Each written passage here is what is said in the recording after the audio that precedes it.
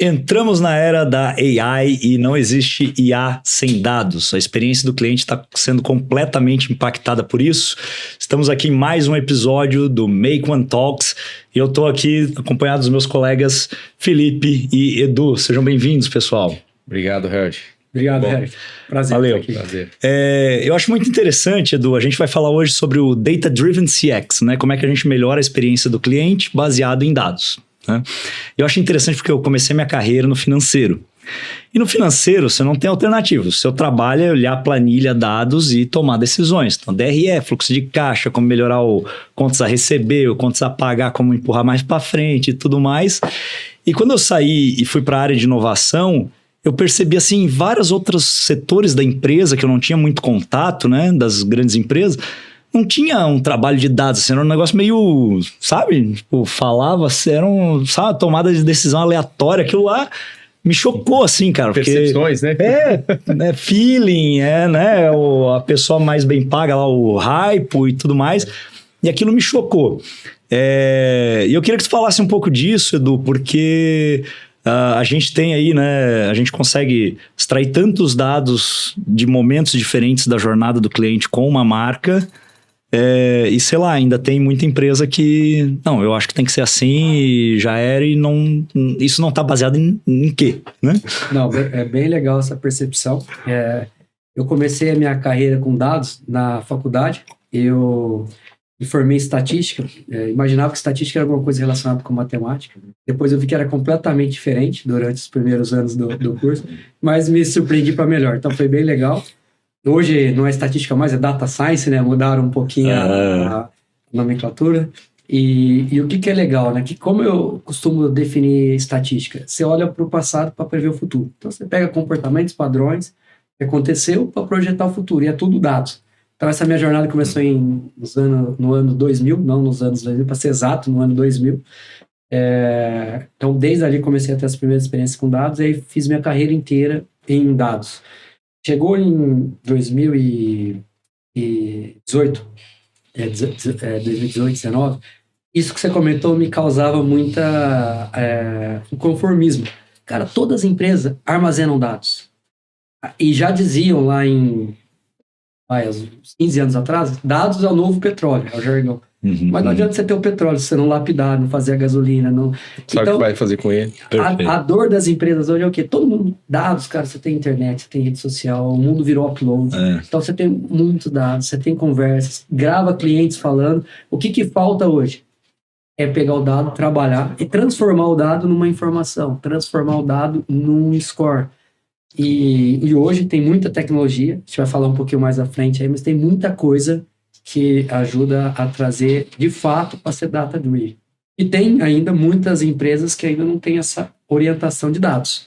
Há muito feeling ainda, mas se lapidados os dados, tem muitos tesouros aí, é bem legal. Ô Felipe, no teu papel na consultoria, assim, tu acha que essa falta de trabalho de dados é hoje falta de profissional? É falta de entendimento da empresa, excesso de dados, como o Edu falou, né? Você tem um Big Data, né? Hoje não é mais um Big Data, né? É um Giant Data. E eu acho que é bem interessante também, eu escutei um conceito alguns anos atrás que eu achei bem legal, que é o High Frequency Data. Hoje você tem dados em alta frequência, né? Você tem, por exemplo, transação na Bolsa de Valores, mas você tem, cara, volume de comentários em rede social. É um número absurdo se tiver um volume grande. A velocidade de inserções são muito menores do que era no ano passado. Né? Cara, uma excelente pergunta, tua, Harold, porque hoje, assim, eu não vou dizer que existe uma falta de profissional no mercado, mas existe sim uma falta de treinamento e direcionamento adequado para os profissionais. E eu explico. Hoje, se você pegar, por exemplo, uma pesquisa, acho que inclusive deve estar no site da Dom Cabral, do ano de 2022, eles fizeram um levantamento.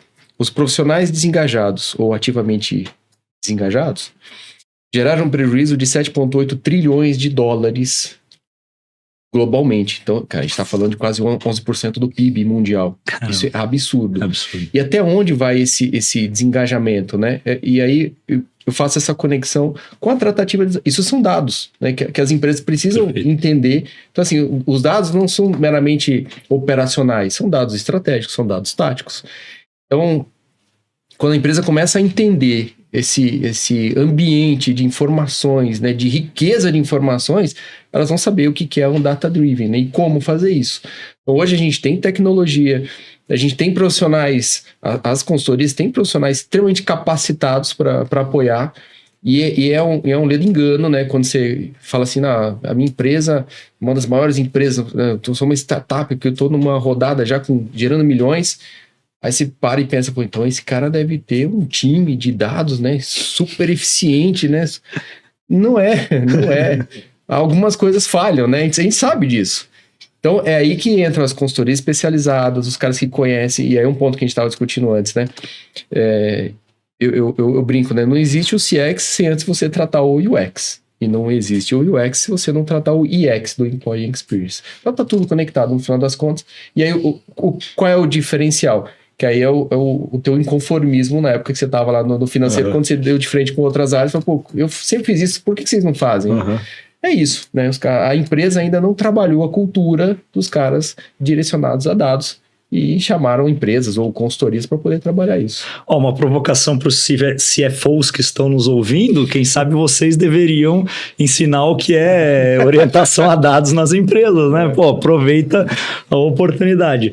Ô Edu, então você estava inconformado e aí nasceu a Evolo, né? Conta um pouco essa história pra gente. Essa história é muito interessante, né? Que todo mundo armazena os dados e ninguém fazia nada com isso. E é fato. E tem tudo que o Felipe comentou, mas também tem uma questão de orientação. Muitas empresas ainda são geridas no feeling. E a informação não, o dado está lá. E aí, olhando para tudo isso, eu falei, cara, preciso ajudar as empresas a transformar o dado, lapidar esse dado em informação, em insight, em score, ter uma vantagem competitiva para isso. E quando eu estava nesse brainstorm comigo mesmo, surgiu uma outra vertente, que é o cliente.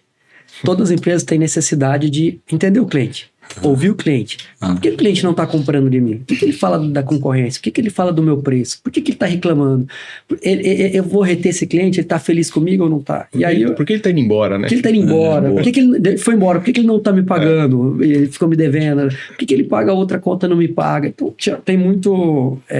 eu percebia muito isso, falta de respostas. E aí eu comecei a fazer algumas pesquisas em algumas empresas e perguntava, por que o seu cliente compra do teu concorrente? E as respostas eram diferentes dentro da empresa. Eu vi que todo mundo tinha essa necessidade, mas todo mundo coloca lá o cliente no centro do alvo, é o maior ativo da empresa, mas ninguém olha para o cliente. Algumas empresas querem entender o cliente, faz um focus group, ou faz as tradicionais pesquisas, NPS, etc. E eu falei, cara, o cliente já ligou pelo menos umas 3 vezes para te falar por que ele não resolve o problema.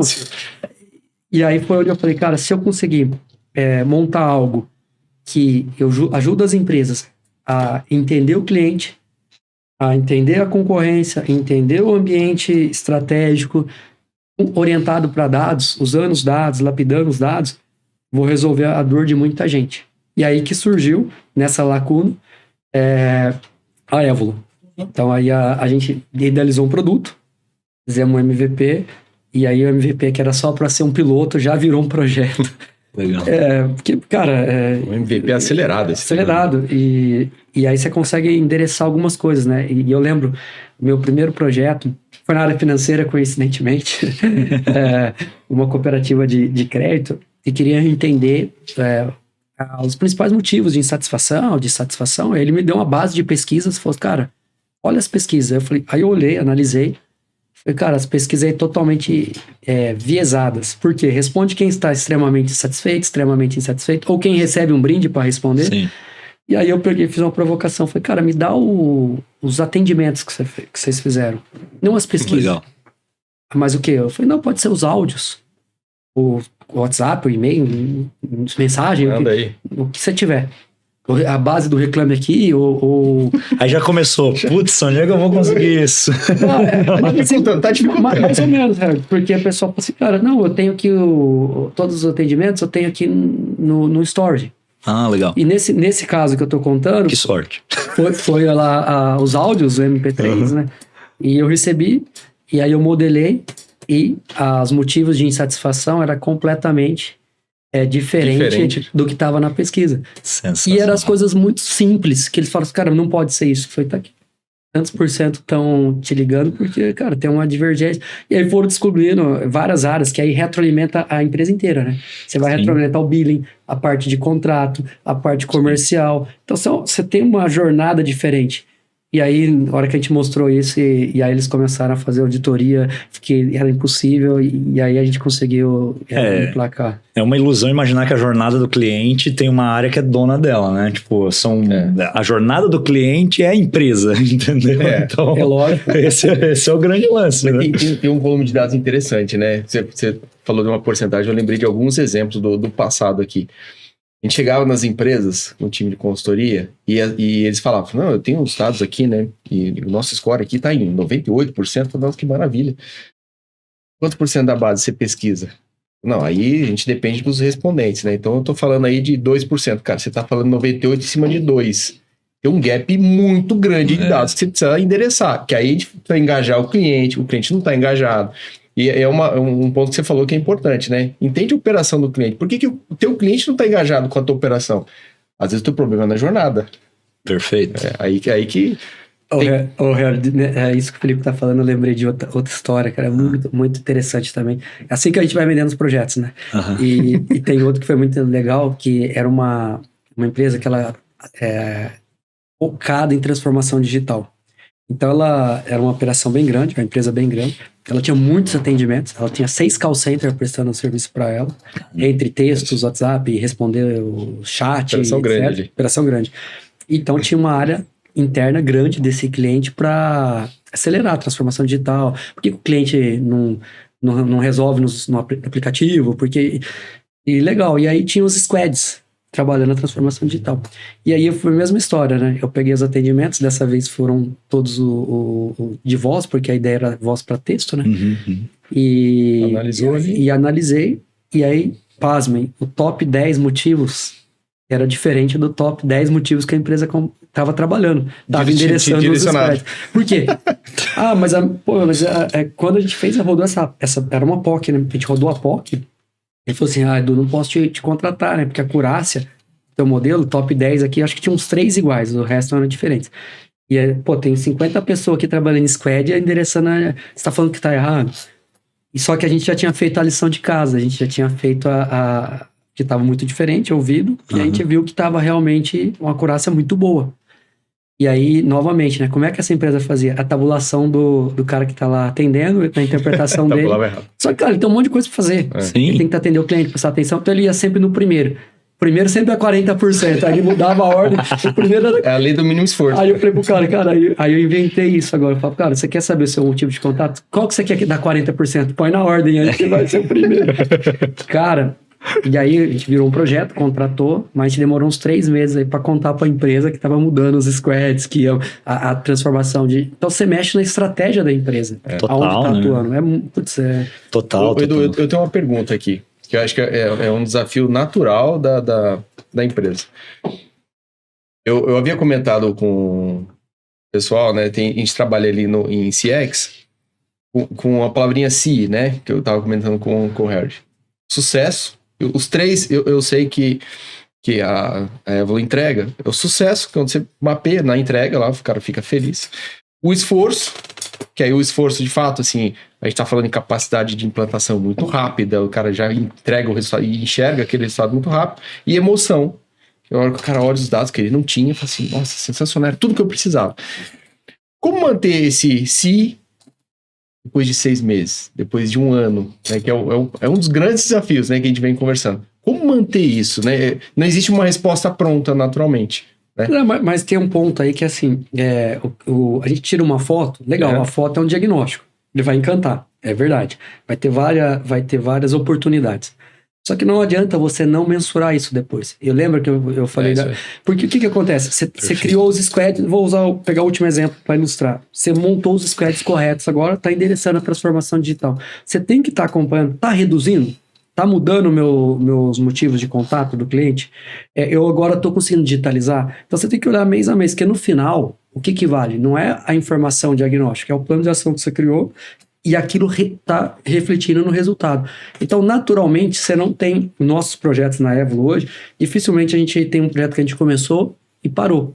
Esses são projetos que a gente começou... É auto-contínuo, né? É melhoria contínua. Termina o contrato, renova, termina o contrato, renova. Por quê? Porque os planos de ação vão se alterando. Tem um case, né, que tem uma empresa que contratou a gente para entender qual eram os motivos de insatisfação dos clientes para melhorar. E aí a gente mapeou e descobriu que o motivo é uma empresa de aluguel de carro, que o principal motivo era, entre uma locação e outra, a higiene do veículo. E o segundo era o andamento do protocolo, que às vezes tinha muito reembolso tal, e como é... são coisas simples, mas que não estava bem endereçado para a empresa. Uma vez que a gente mapeou isso, ela começou a criar plano de ação para mensurar quantos atendimentos ela recebia e era referente à reclamação da higiene do veículo. Todo mês ou toda semana eu tinha a métrica que eu estava entregando, tá reduzindo, tá funcionando. Por isso que você tem que acompanhar o indicador. Não adianta nada eu saber, a empresa saber disso, que ela precisa limpar o carro melhor. E não faz nada. E aí depois fala, preciso melhorar meu NPS. Cara, duas coisas. Lava o carro direito e manda o andamento do protocolo. O NPS vai ser o final. Vai melhorar só de você fazer isso. Você vai medir. E aí você entende aí, entra ali a generativa para poder apoiar essa jornada, para o cara continuar, né, enxergando, ou a IA também apoiando ele a enxergar cada vez mais. Sim, hoje a gente tem uma transformação muito bacana. Hoje, todos esses modelos nossos de análise de contexto, ele é de IA. Hoje, os modelos são supervisionados, tá? E agora a gente está num segundo capítulo, que é o generativo. Então, o que a gente está fazendo? Por exemplo, vou citar aqui operações que a gente tem em cobrança hoje. Uhum. Então, a gente está... tudo assim, muito coisa em teste ainda. Tá? É importante citar isso, mas uma vez que eu já tenho lá todos os indicadores, motivos de não contato, só voltar um passo antes, tem outro projeto que eu lembrei que eu quero contar para fazer essa introdução. Eu recebi uma mensagem de cobrança todos os dias falando, Viviane, você está me devendo.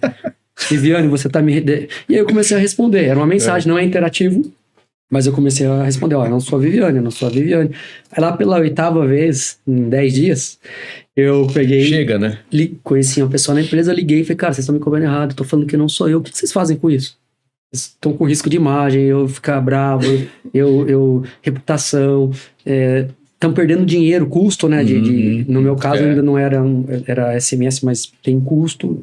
E aí o que a gente tem? A gente tem um produto muito legal que a gente desenvolveu focado em cobrança, que é para entender, você tá ligando pro cara certo? É improdutivo? É queda? Cara, isso é uma benção. É o famoso... Cara, e quando a gente pega atraso longo na cobrança acima de um ano, média de clientes, tá? Mais de 70% é improdutivo. É absurdo. É absurdo. Beleza, uma vez que eu consegui falar com o cara, aí eu vou entender o motivo de não negócio. Então, o Felipe tá desempregado. E o Harold, eu liguei, ele falou assim, putz, devo quanto que é? R$300 por mês? Não consigo pagar. O que as empresas fazem amanhã? Liga pro Felipe e pro Harold. Não, cara, ele tá desempregado. Não liga pra ele. Né? Ele não vai pagar. Cara, liga pra esse cara. Se você não conseguiu, liga pra ele de novo. Liga pra ele de novo. É uma operação mais eficiente. Então a gente vai criando cluster, score. Pra quem que tem que... Então, já limpei minha base. Pessoa certa, a gente chama de CPC, contato pessoa certa. Uma vez que eu tô falando que é a pessoa certa, eu começo a entender para quem que eu tenho que priorizar, para quem que eu não tenho que priorizar. Sensacional. Então, beleza. Tem esse diagnóstico, criei esse score. Mas aí vem voltando agora o gancho que eu ia falar da IA generativa, a gente criando um prompt que você vai lá e coloca. Você vai conversando, baseado nessa base de negociações, de cobrança que você fez. O que eu poderia fazer para melhorar o meu recebimento? E ela começa a te responder. Você poderia ter argumentado, ter mais contorno de objeção. Mas que contorno de objeção? quais são os principais motivos de não contato? E isso ele já vai modelando e já vai me trazendo. Você monta um script hiper personalizado. Eu acho que é o grande lance. Exato. E você consegue ali perguntar conforme as suas dúvidas, entender da tua operação, fazendo perguntas simples. Então, isso está funcionando muito bem. Isso a gente já tem desenvolvido, é piloto, mas já está desenvolvido. Então, tem reformulado muito. E agora tem a segunda etapa, que é pegar isso e colocar isso diretamente numa ligação. Quando o real time, ele está falando com o cliente, negociando, conforme o cliente vai falando, já aparece tem um prompt do lado. É um copilot do atendimento. Exatamente. Pô, é incrível, né? E a gente, essa fase, a gente escolheu uma ferramenta de mercado que faz um discador, né?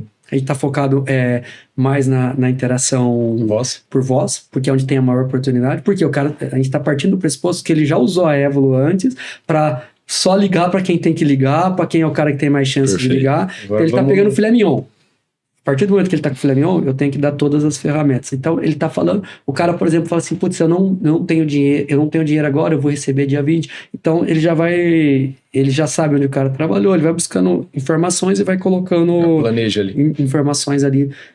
Esse é um próximo passo aí que a gente está construindo. Isso é muito legal, Edu, porque eu acho que uma das primeiras oportunidades que a gente vê com a IA generativa é justamente a hiperpersonalização em escala, né? Você sai daquele atendimento que era olá, nome, e o texto genérico para olá, Felipe, olá, Edu, eu entendo a tua necessidade, tô te ouvindo e crio, né?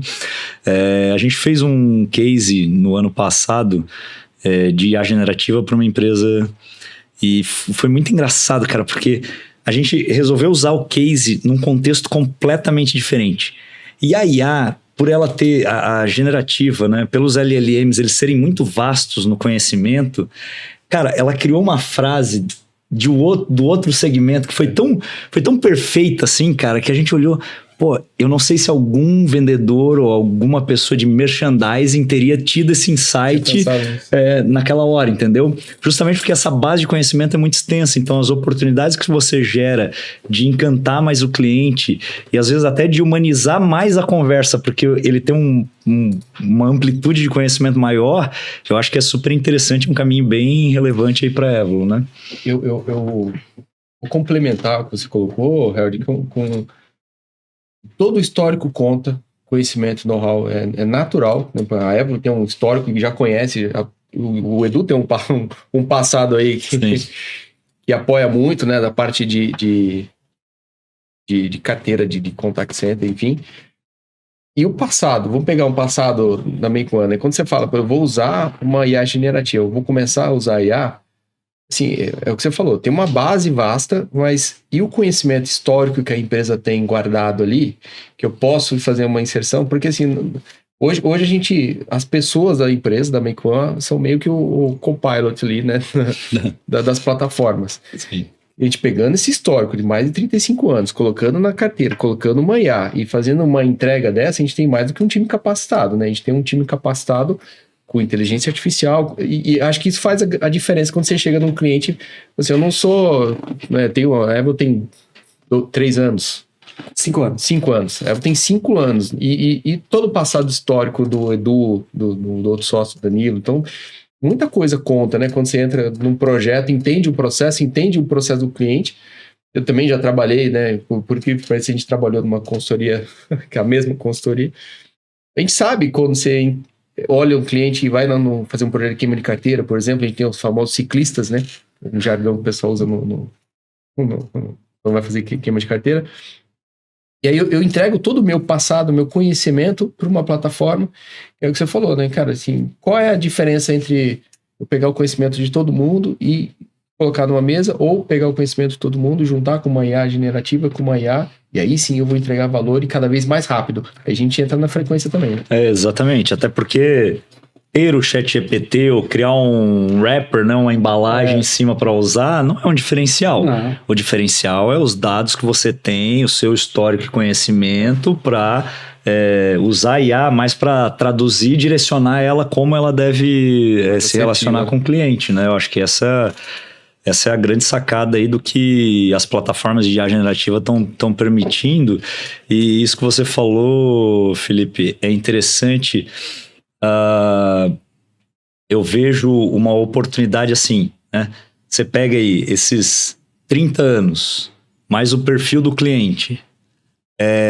Você tem oportunidade hoje, todo executivo hoje tem oportunidade de ter um exército de profissionais altamente capacitados por causa disso.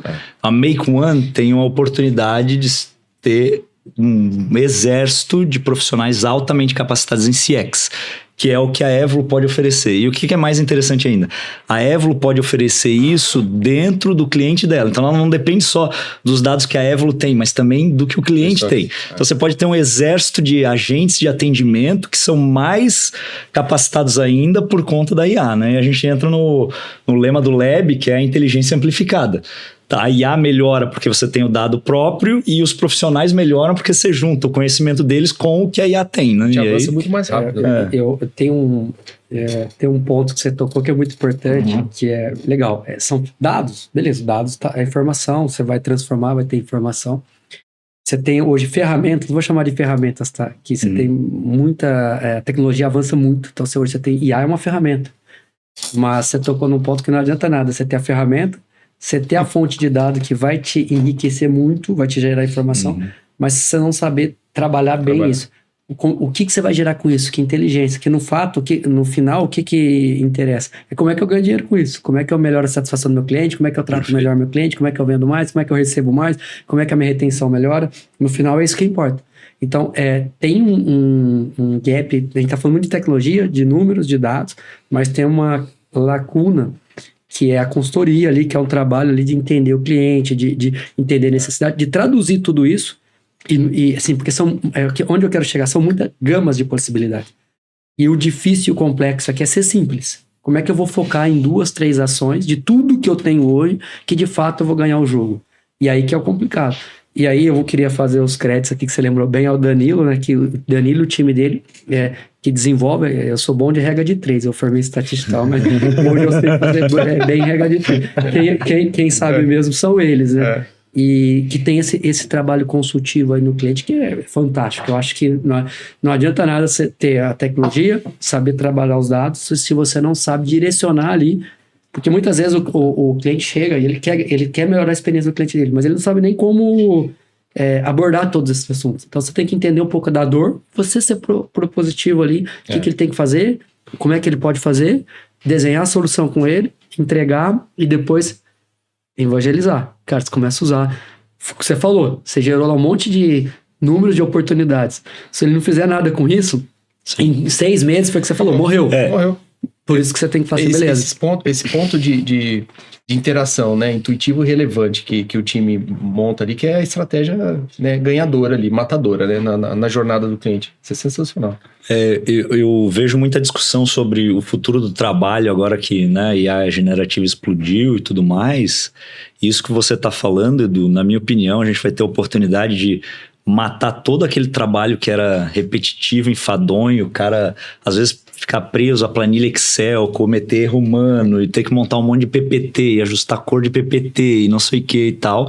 Eu acho que a gente vai eliminar isso tudo com o que as plataformas poderiam fazer, né? As empresas podem fazer. Eu espero que você faça. E aí vai vir um grande desafio que é, beleza, se eu não faço mais isso, eu faço o quê? Né? E aí vem o momento do upskilling, de você capacitar esse profissional para realmente ser uma inteligência amplificada dentro da empresa. Porque se ele não faz mais aquilo, ele vai fazer o quê? Aí você tem um novo desenho que é um trabalho muito mais criativo. Isso que vocês fazem com a consultoria lá com o time do Danilo é muito mais criativo. É você conseguir pegar um insight, transformar o insight em ação, acompanhar a ação e tudo mais. É muito mais criativo do que aquele dia a dia, botava planilha, não sei o quê. Eu já vi muita gente se frustrar. Cara, montou um Power BI lá, uma boa infraestrutura de dados, um belo dashboard e o cara... E agora, cara? Faço o quê? Eu fazia as planilhas, e agora? Tipo, né? E é mais que isso, ele tem o dash lindo e tal, e agora? Putz, entendi. Interpreta entendi, como? Não, entendi o como, entendi a oportunidade. Cara, mas eu não consigo mover porque depende de outras 5, 6 áreas.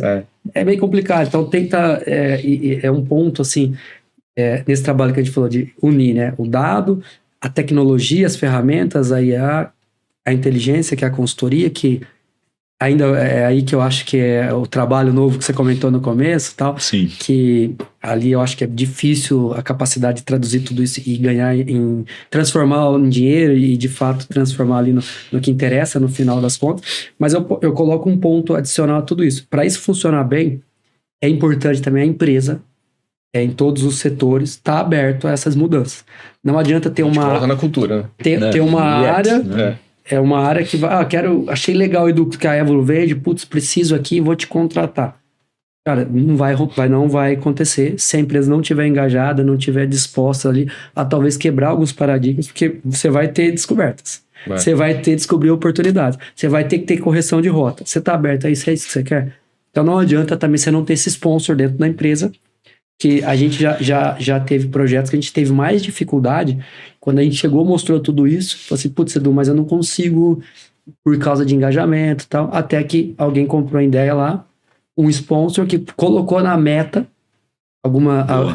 esse produto era para melhorar a qualidade do atendimento. Boa. Então colocou na meta tanto do time interno quanto dos terceiros que fazia os atendimentos, que eles chamam de gestão de consequência. Se não for bom, eu vou penalizar, tirar uma remuneração. Cara, o negócio começou todo mundo a olhar para isso. E aí a qualidade, de fato, não adianta eu mostrar quais os ofensores da qualidade. Todo mundo começou a investir em treinamento, a retroalimentar. Falhas graves, cordialidade, falta de respeito, é demissão. Então começou a oxigenar a base. Então foi muito legal, porque você teve um sponsor e aí o projeto voou. Hoje a gente até ganhou um prêmio com isso num congresso do ano passado junto com esse cliente que escreveu a gente. Então muito legal, assim, por isso que eu falo, não adianta nada você ter tudo também se a empresa não tiver, você falou de cultura parabéns. E é legal, né, tem não vou citar nomes aqui, mas tem uma grande empresa de streaming de vídeos, e eu vou pegar um gancho como você tinha comentado, até onde que a IA pode ajudar ou não, né? Os caras embutiram no atendimento uma pitada de humor. Aí você fala que quem teve essa ideia, né, de colocar o humor no atendimento ao cliente, cara, isso elevou muito, assim, a satisfação com essa marca. Foi uma IA, cara. Foi uma IA. Olha que legal. Olha que... Entendendo, olhando todos os dados, cara, né, ia levar alguns anos para o analista de dados olhar, entendendo todos os dados, falei assim, ó, tem uma pitada aqui que eu acho que seria interessante. E isso não é 0-1, né? É algo que você, colocar humor no atendimento, fez toda a mudança. Eu acho isso sensacional. E aí apoio de inteligência artificial. Né? Perfeito. E às vezes a gente para e reflete, né? Falando do UX da cultura. Às vezes o cara tá tão preso na rotina que ninguém, durante anos, parou para pensar, vamos botar humor nesse atendimento que pode melhorar, entendeu? E a IA não tá presa a isso, né? Ela não tá presa na rotina dela, ela pode explodir, né? O Felipe, você tá... São coisas simples, às vezes, óbvio mas que demora, que passa. É um pouco disso que a gente está comentando. Eu falo muito que nas operações que tem negociação, seja operação de venda, uma interação para vender. Padrão. Escrevi lá, Felipe, mandei lá uma abordagem, ou de cobrança, ou de retenção, não deixa de ser uma negociação ali, para sair um pouco dessa esfera de atendimento. Para a gente falar um pouco, vamos pensar em prospecção. O cara vai lá, faz uma abordagem. Hoje, o que as empresas normalmente investem? Elas investem lá no cadastro, precisa do ter o contato do cara para fazer a abordagem, compram scores, que vai falar, o perfil aqui que eu quero é homem, quero, sei lá, uma propaganda de desodorante masculino. Então, filtra lá, compra um monte de scores e tal, e aí faz a abordagem. Para o público-alvo, então investe bastante em dados, não deixa de ser dados, né?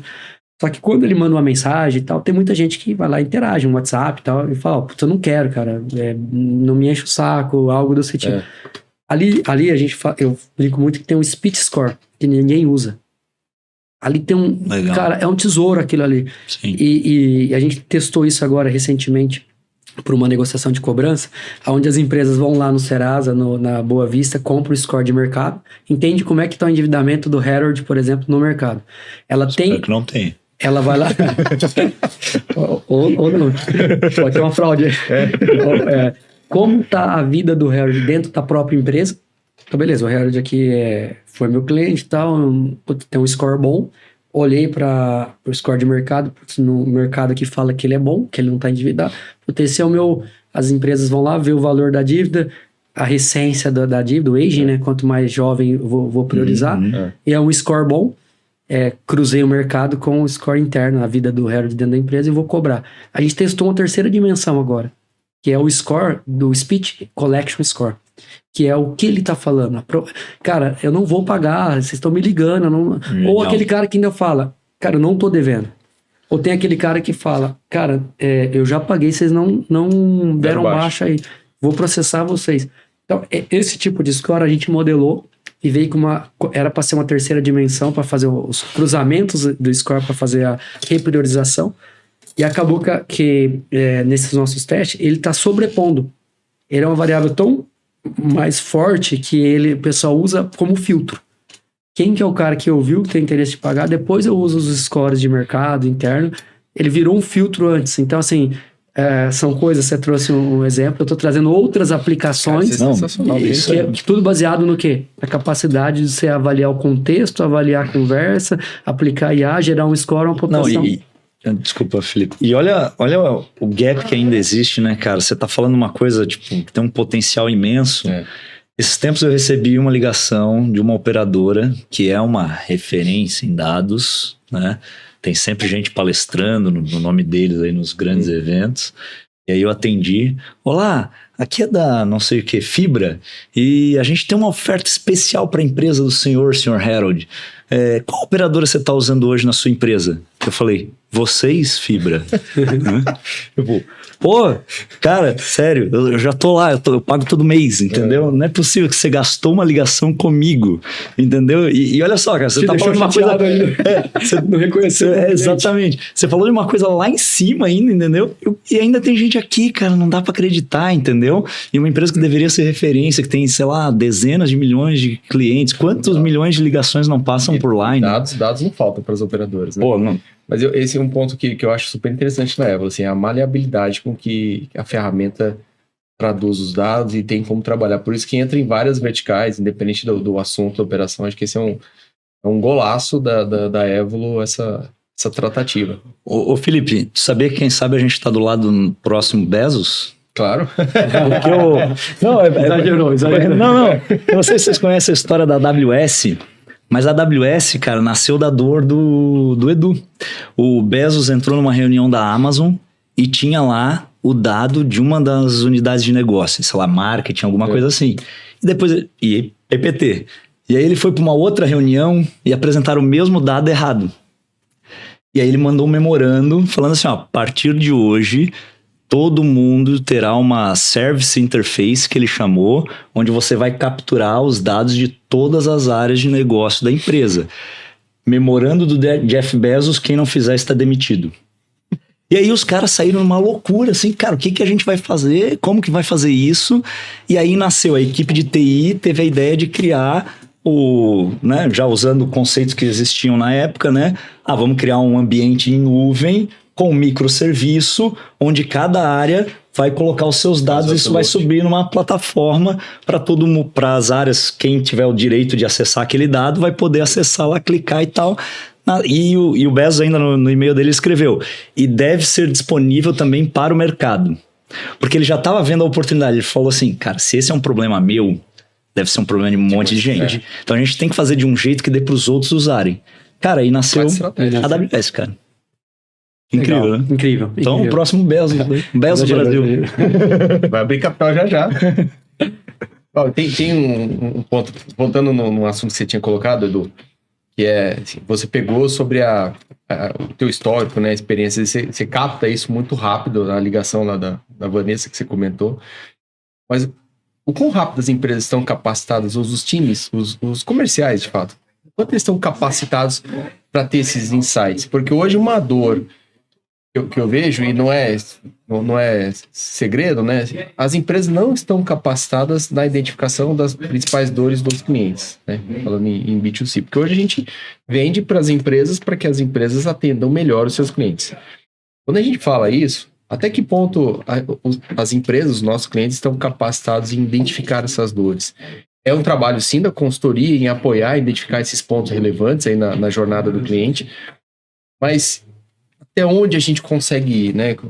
já tentando tirar a cortina do teu roadmap aí, até onde a gente consegue ir, né? Você deu aí o próximo passo de IA generativa, né? Até onde você acha que, você imagina que a gente pode avançar apoiando essas empresas e ir cada vez além dessas identificações dos pain points? Eu acho que, cara, tem muita coisa surgindo, né? Quando a gente fala de IA generativa, a gente não sabe ainda aonde que pode chegar. A gente está arranhando a superfície, né? Eu gostaria de te responder isso objetivamente, mas assim, tem muita coisa. Só que eu acho que tem um feijão com arroz, que você comentou, que não é feito.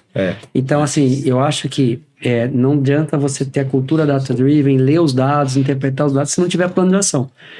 Então, isso que a gente comentou, quantas histórias a gente comentou aqui, que o cara tem o dado, o Harold comentou aí. Já tá na mão. Ligou pro cliente oferecendo produto, cara. É absurdo. Então tem muito feijão com arroz. E são empresas que grandes, que têm capacidade tecnológica, que têm capacidade de investimento, que trabalham data-driven, que tem a cultura, aposto contigo. Mas na execução tá errado. Então eu acho que não adianta também a gente ter tecnologias, puxar muito uma vertente que seria do diagnóstico, da precisão, do melhor relacionamento, se a execução não tiver andando junto. Então eu acho que tem muita coisa aí da execução, e aí eu volto no que eu comentei, que o complexo hoje é ser simples. Como é que eu vou pegar um monte de informação, vou tangibilizar, vou escolher lá 2, 3 dores principais, vou endereçar e vou trabalhar aquilo. Então, hoje eu acho que essa que você comentou muito em capacidade, eu acho que a capacidade está nessas escolhas, implementar bem, medir bem, garantir que aquilo lá dá retorno e depois vai para o próximo. E tornar constante, né? É isso aí. Bom, pessoal, espero que vocês tenham gostado aí desse bate-papo. Não existe mais desculpa, né? A gente tá num processo de mudança de era, pessoal. Tava até brincando com o Gildes, lá, nosso diretor comercial. Ele tava falando que quando a internet chegou, na empresa dele lá tinha curso de como mandar e-mail. Então, pessoal, a gente tá realmente nessa mudança de era, assim como foi a chegada da internet para as organizações, para a nossa vida. A gente está nessa mudança de era com a chegada da IA. Dados faz parte da IA, não tem como desconectar uma coisa da outra. E a gente está entrando numa nova era da experiência do cliente. E a gente viu aqui o que é possível com o Edu e a Evlo fazer do ponto de vista de Data Driven CX. Espero que vocês tenham gostado. Pessoal, obrigado pela participação. Obrigado, e até o próximo episódio.